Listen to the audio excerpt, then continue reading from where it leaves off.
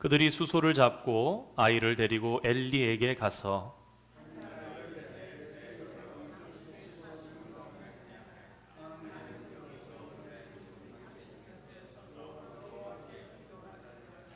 이 아이를 위하여 내가 기도하였더니 내가 구하여 기도한 바를 여호와께서 내게 허락하신지라.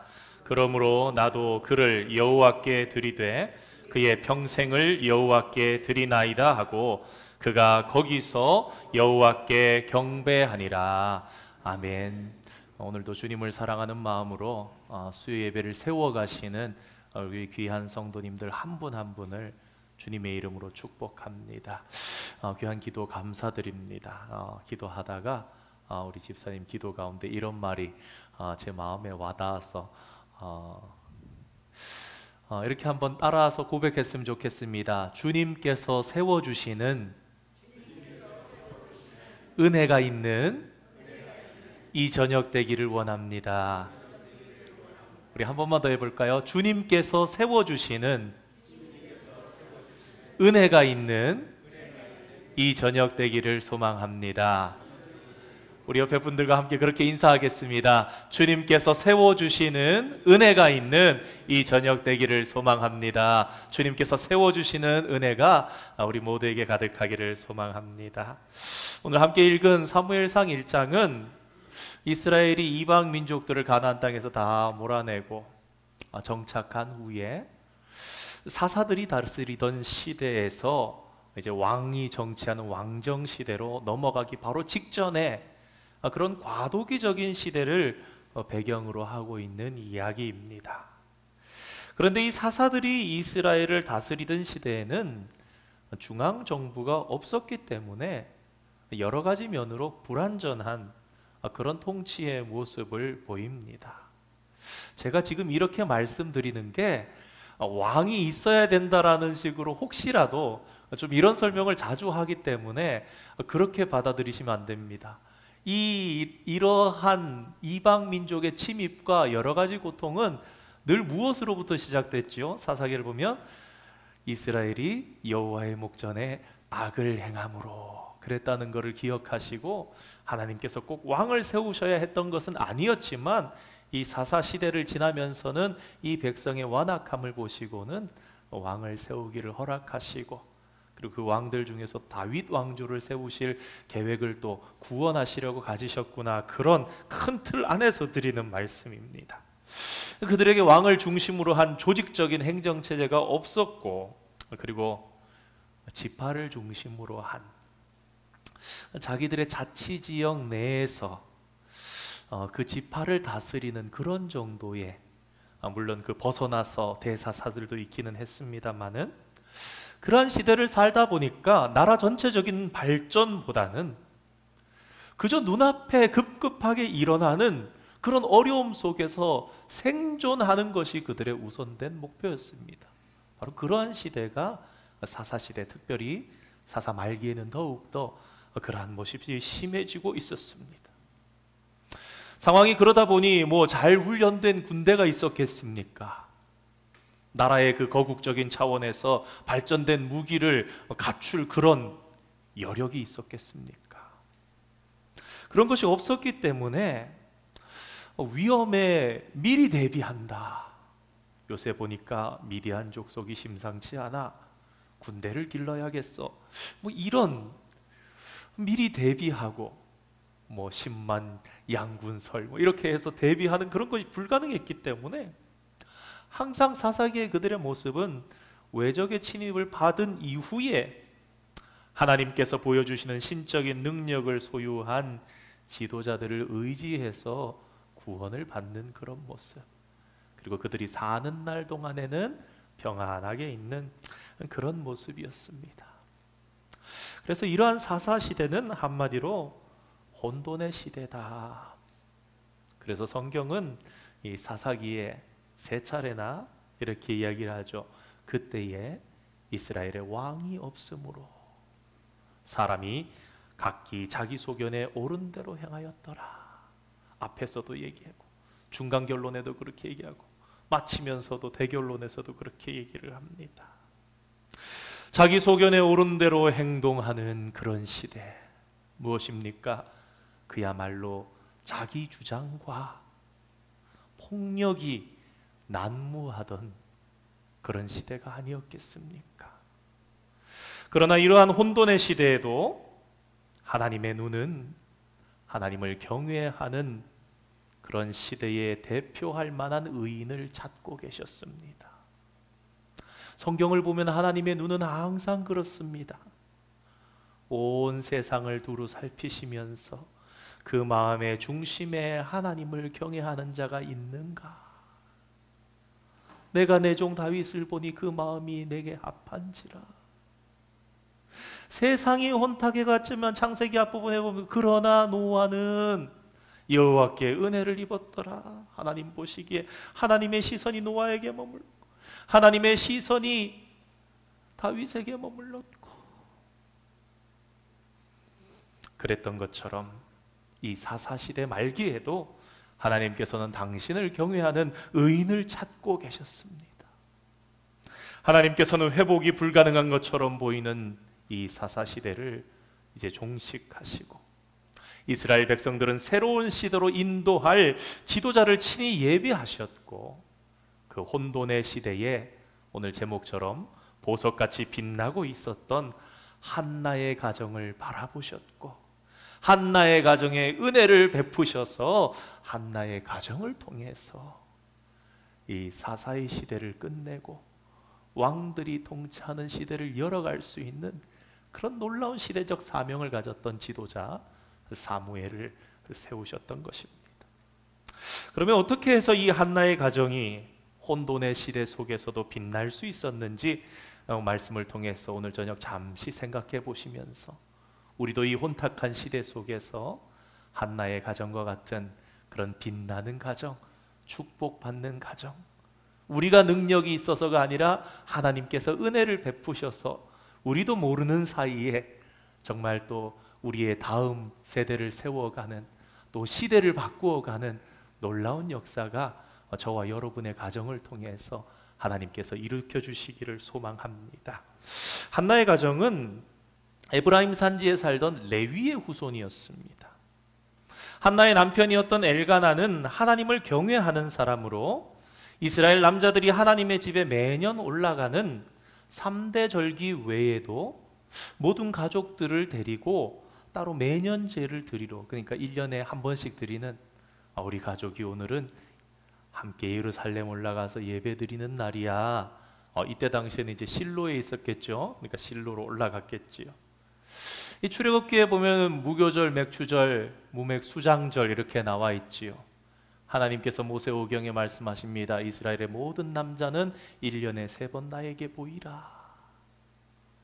그런데 우리가 앞서서 살펴본 것처럼 지금은 사사시대 말기입니다.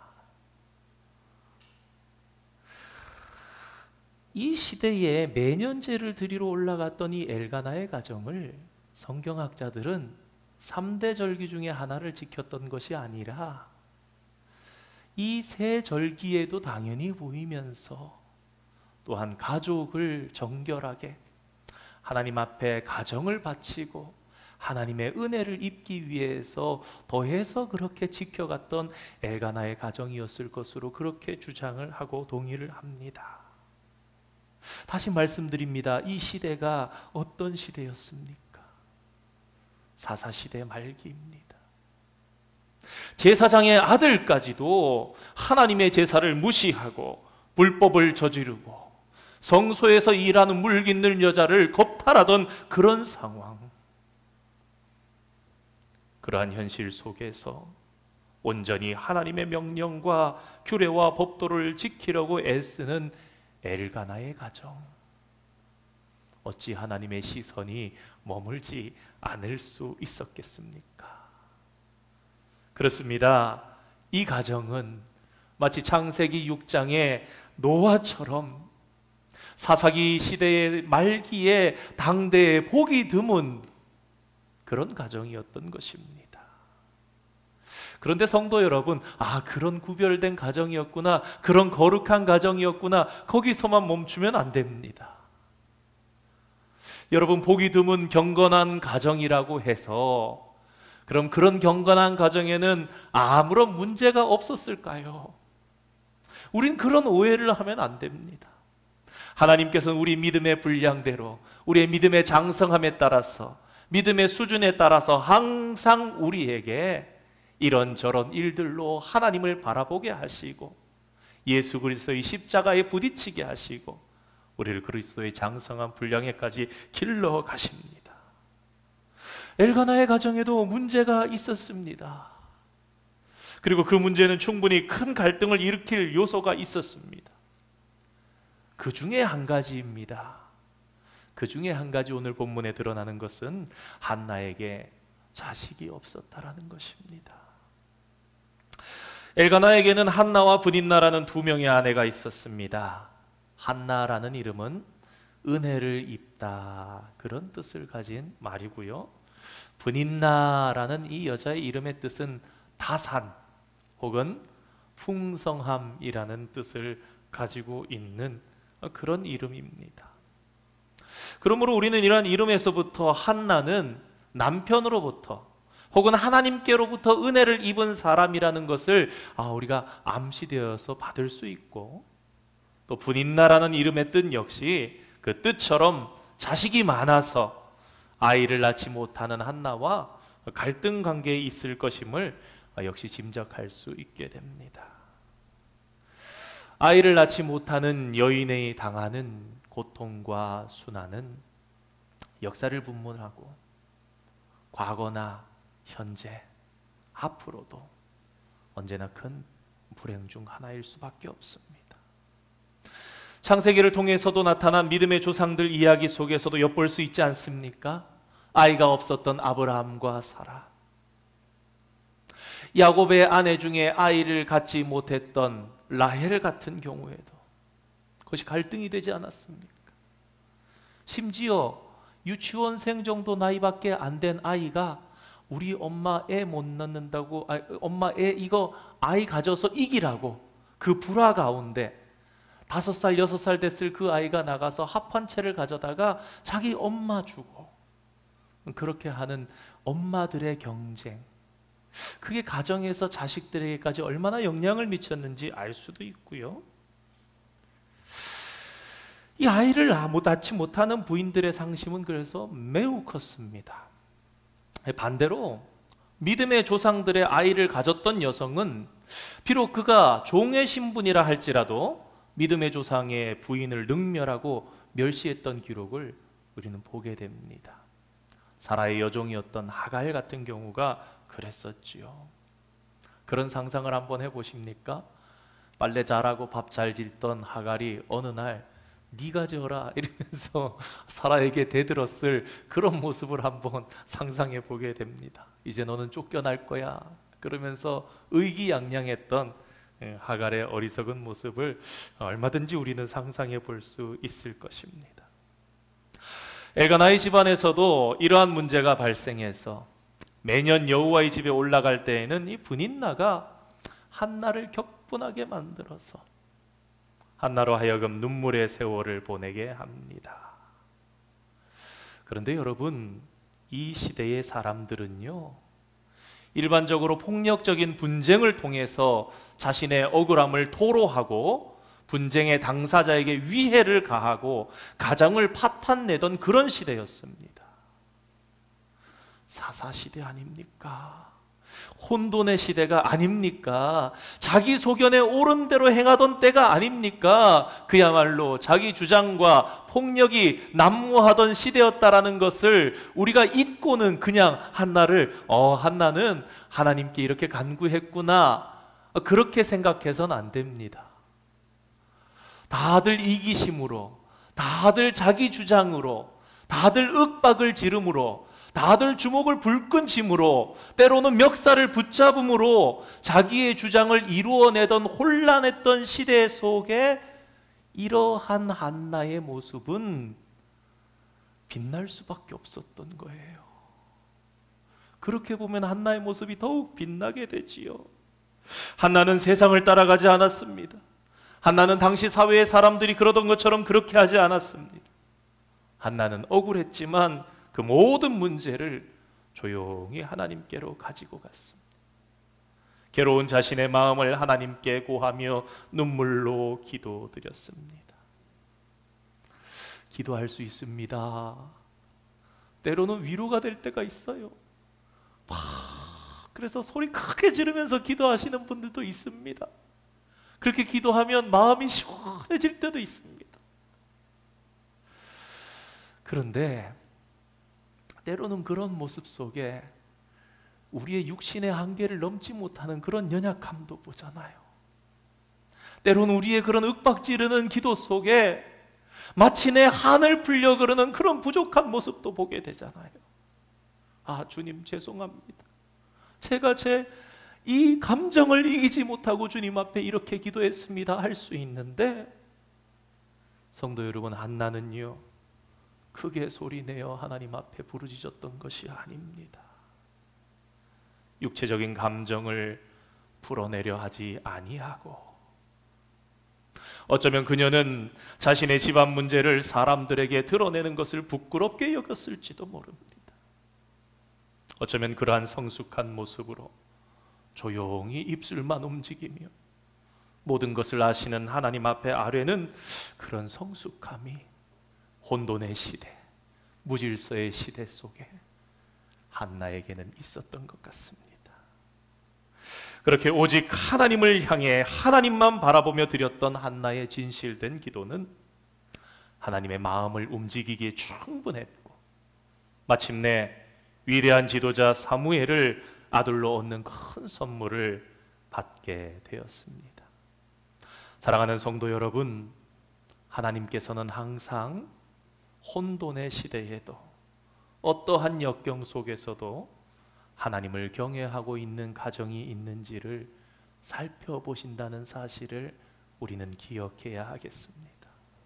비록 자신의 능력으로 혼란한 사회를 개혁할 수는 없다 할지라도 그러한 사회를 바라보면서 울며 주님 앞에 기도하는 자, 탄식하는 모습으로 하나님을 경외하며 자신을 지켜나가는 사람들이 있습니다. 때로 우리가 무능함을 얼마나 느낍니까?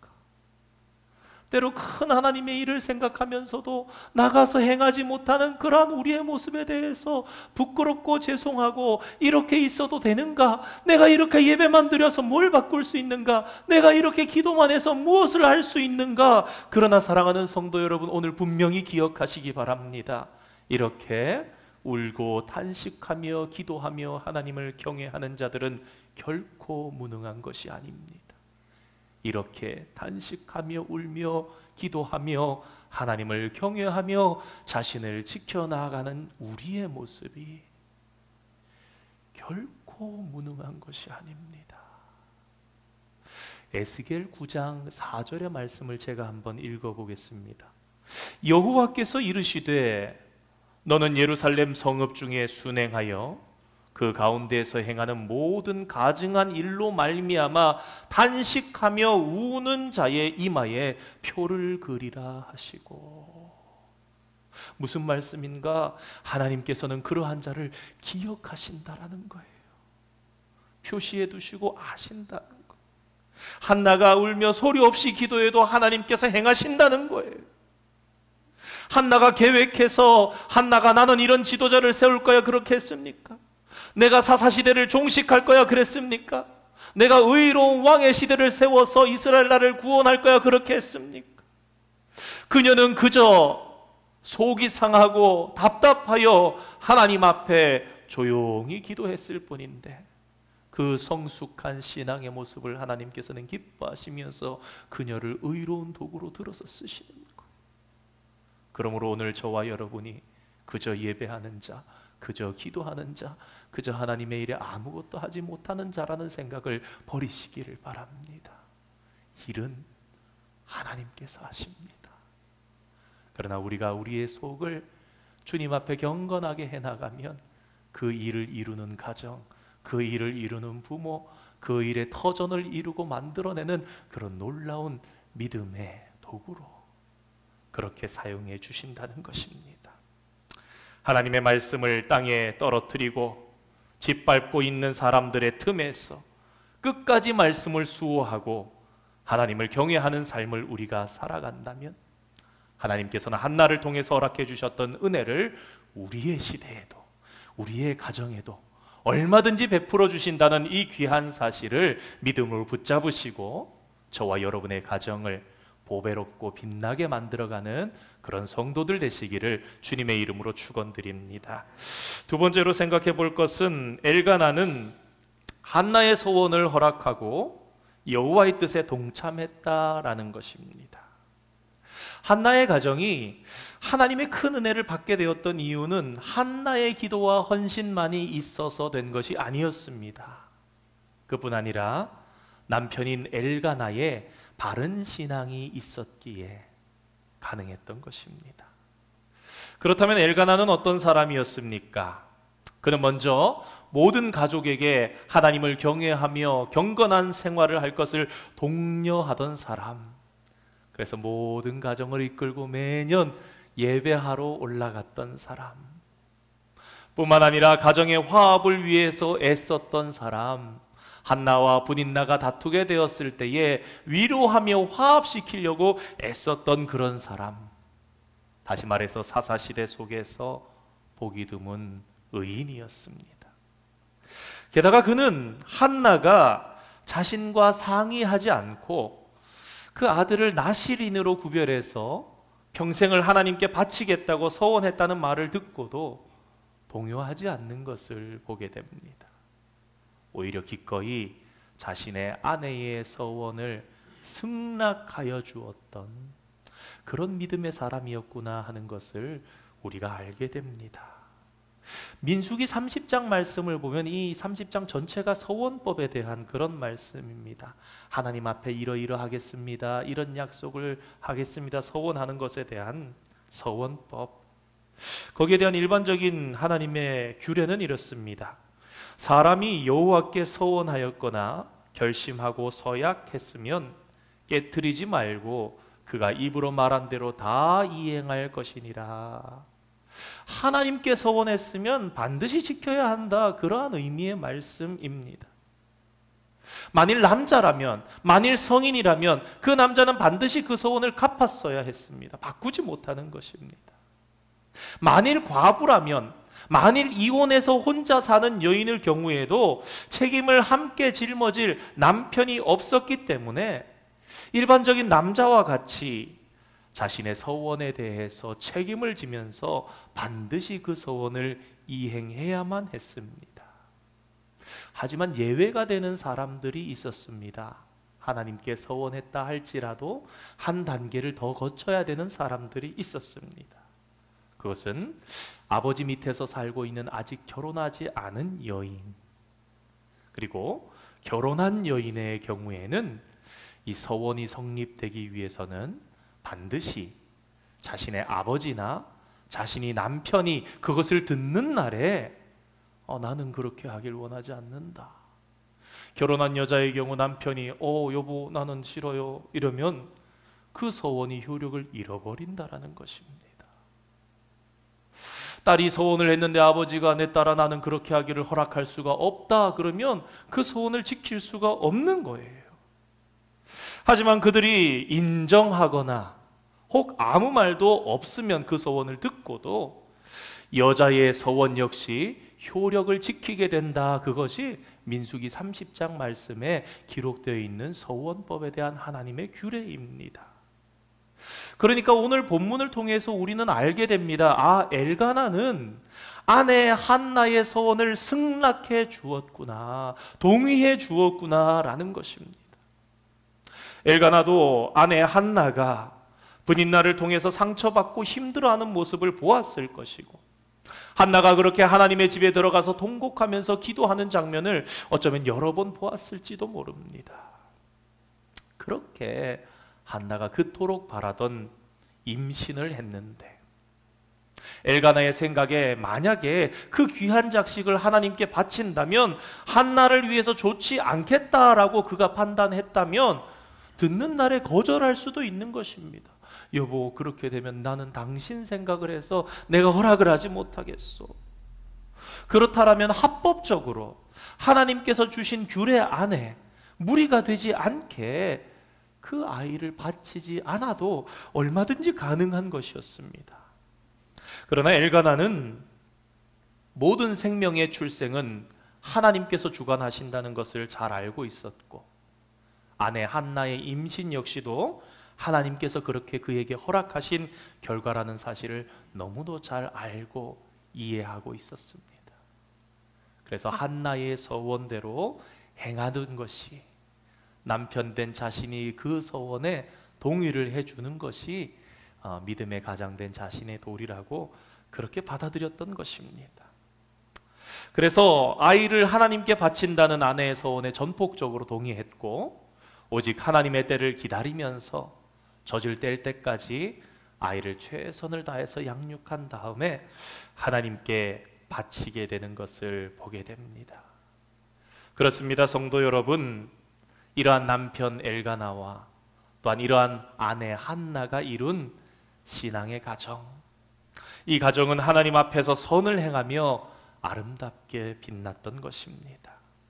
다시 말해서 올곧은 신앙을 소유한 아버지 엘가나와 고난과 역경 속에서도 하나님께만 오직 무릎 꿇고 조용히 간구할 줄 알았던 어머니 한나의 신앙이 연합해서 선을 이루고 있었고, 이러한 믿음의 가정을 통해서 위대한 지도자 사무엘, 그의 말이 하나도 땅에 떨어지지 아니하였더라 한 그 위대한 사무엘이 출생하게 되었던 것입니다.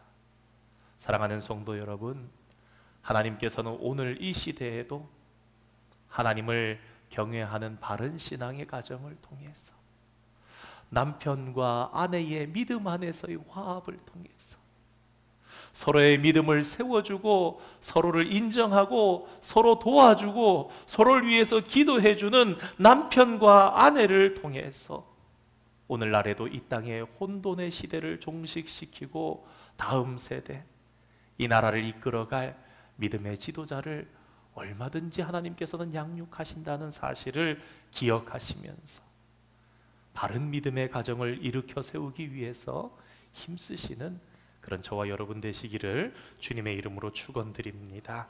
마지막으로 짧게 하나만 더 생각해 보겠습니다. 한나는 하나님께로 나아가서 탄원의 기도를 드렸습니다. 성도된 우리가 구분을 할 줄 알아야 하는 두 가지가 있습니다. 그것은 탄원 기도와 원망 기도입니다.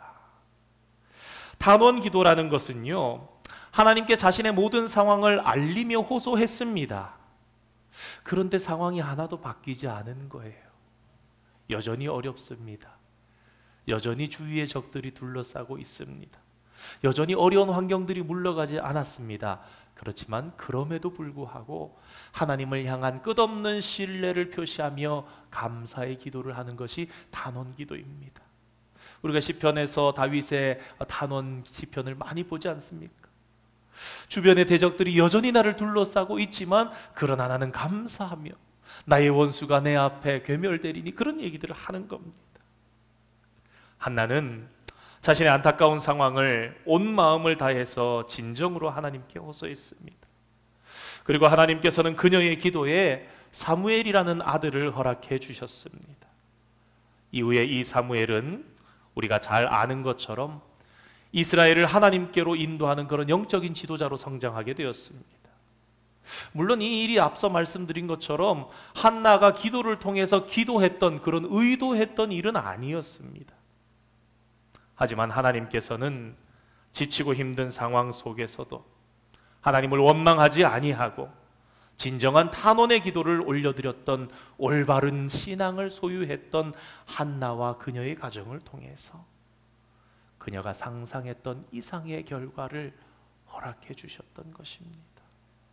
이 사무엘의 미스바 부흥회를 통해서 일전에 한두 번씩 말씀드렸지요.